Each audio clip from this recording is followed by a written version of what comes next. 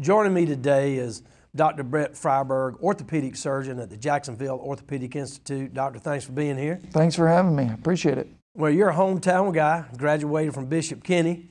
Tell us a little bit about your path after you left Bishop Kenny, how you became a doctor. Sure. After I left Bishop Kenny, I went to the University of Tennessee in good old Knoxville, Tennessee. I spent 4 years there, academic and athletic-wise, and from there I went to Virginia Commonwealth University Medical School, or otherwise known as Medical College of Virginia. Kind of followed in my dad's footsteps out there. 4 years in medical school, and then I was lucky enough to come back to Jacksonville for my 5-year orthopedic residency.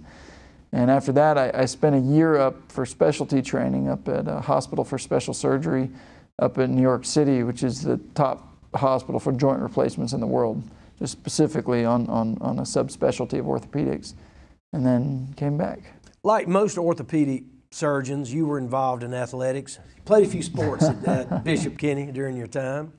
Tell us a little bit about that. I did. So I was the young athlete, typical. I played every sport that we could have had, football to wrestling to track and field, and I excelled in track and field, and that's what I competed in at the University of Tennessee. We were a big team back then, won a couple of NCAA championships, SEC championships. It was pretty incredible to have teammates that were Olympic gold medalists, and to be a part of that was pretty special. So exactly what were you competing in? What sport were you? I did decathlon and track and field, so 10 events. And so you obviously enjoy track and field, but you did not compete in decathlon at Bishop Kenny because it wasn't offered. Right. So they look for the athlete that's kind of the jack of all trades, good at just about everything to mature into the decathlon performance. But that's kind of how I was. I was a high jumper and I was a thrower. Typically throwers are big guys, high jumpers are really thin, skinny guys, and I kind of didn't fit the mold of each, but I was very good at both. Well, it had to be a special time. I mean, you mentioned you competed with some gold medal athletes.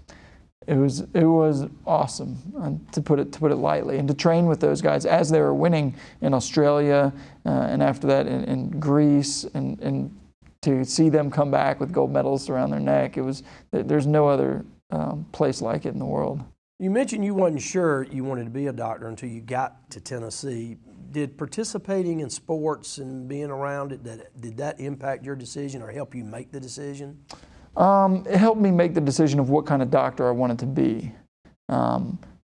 Being in sports, we're going to see orthopedic surgeons for everything from when we're real young all the way up, sprained ankles, broken bones, and that kind of things. But I didn't want to be a doctor growing up with a dad who was a physician who was never around and really spent all his time at the hospital, as that generation really was trained to do.